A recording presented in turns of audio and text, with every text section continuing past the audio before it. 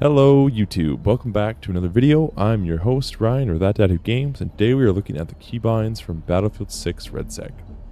The reason I wanted to create this video was that I myself have struggled quite a bit with finding which keybinds work best for me, and so I wanted to run you through what I've been playing with after playing RedSec over the past week since its launch. A little bit of context here: I've been gaming for over 20 years now at this point, and I've come to understand the importance of well mapped out keys to ensure you're both accurate and efficient with your inputs.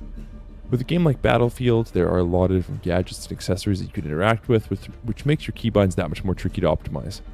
Before I get started, one thing that I'll mention is that these are the keybinds that have worked well for me so far. By no means are these the best or the only keybinds to use in this game. I will, however, mention that there are some keys to keep in mind, so that brings us to point number one, which is ease of reach. Ease of reach pertains to how close they are to your home row or your resting place on your keyboard. With most of you running the standard WASD layout of traditional first-person shooters on mouse and keyboard. That means that many of these default keybinds in the game will not lend well to being able to reach and interact with the correct key at a moment's notice.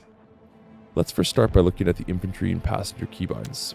So we'll go in here and take, for example, the big map. So the big map on default was the M key.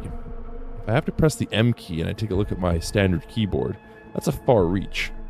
I probably won't be able to make that reach without looking over to my keyboard, taking my eyes off the screen, and potentially even taking my hand off the mouse. It doesn't lend well if I'm in a hectic situation. Another one we could look at here is, even the ping, for instance. I've switched this to mouse button 4, and we'll get more into the mouse button use in a future tip here in the video. But to start off by showing that one, we had it on Q, but there are some better uses for Q in reality, so we've switched that out. Just put the default something off center there, and we're using mouse button 4 for that one instead. Point number 2 covers the difference between a primary and secondary reach zone. A little bit about myself: I actually work in health and safety, and more specifically I specialized in ergonomics for many years in my previous role within Amazon. One thing that we focused on for optimizing work tasks was the primary and secondary work tasks. Primary work tasks being defined as those that you would be using for the majority of the time, say 70% or greater. And the secondary reach zone would be for tasks that are much less frequent, lending to allow for a greater reach distance from the starting point of the task. When deciding keybinds for a video game such as RedSec, you want to focus on primary inputs, such as jump, crouch, armor, etc. So let's go up to the keybinds here and we'll look at what we've bound jump and crouch to. Just scrolling down, jump I've bound to the left alt. That is personal preference from single player and multiplayer games alike on mouse and keyboard. I find that inner click with my thumb just lends better, and I can do it a bit more frequently without tiring out. So we have left alt as jump, the vault and the crouch button both on spacebar. So if I'm at a low hanging item, I can press spacebar and vault right over.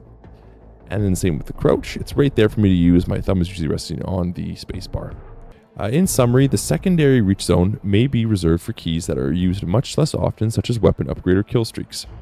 These inputs have been mapped quite far from the traditional resting place by default. So let's take a look at that. We scroll down and you'll see I have mapped that to 6. The class, ability, and call-in agent by default is mapped to number 6, which seems quite far off, and honestly I struggled with that at the start when the game launched. I might be able to get to the 3rd number, the 4th number without having to look away, but to get to number 6 was quite a stretch, and I'm always looking away. But luckily, when I'm calling in a kill streak like that, I'm not usually in an intense situation. I have some distance between the enemy and myself, such as for an airstrike or artillery. So having a number 6 is okay. It is a secondary reach zone, and I would say maybe 5% or less of the time I'm having to use that button. Point number 3 covers those that would stay the same, mainly, if it ain't broke, don't fix it.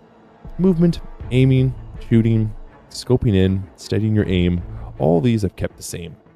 So we'll see that here. We're not really changing that at all. Fire, zoom, all that's going to remain the same.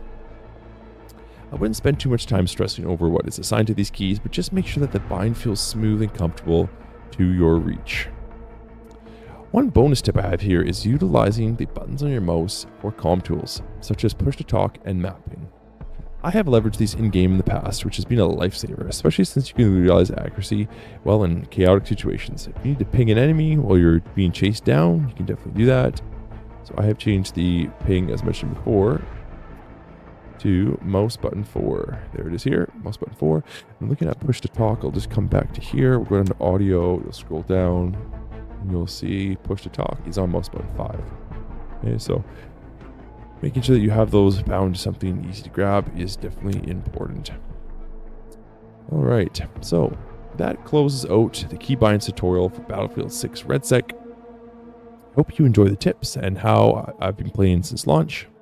If you stayed this long into the video, it would truly mean a lot to me if you could leave a like and subscribe. And please comment down below some of your own tips and experiences with the Keybind settings as well. I am certainly not the only one with advice here. Thanks for watching, and we'll catch you in the next one. God bless.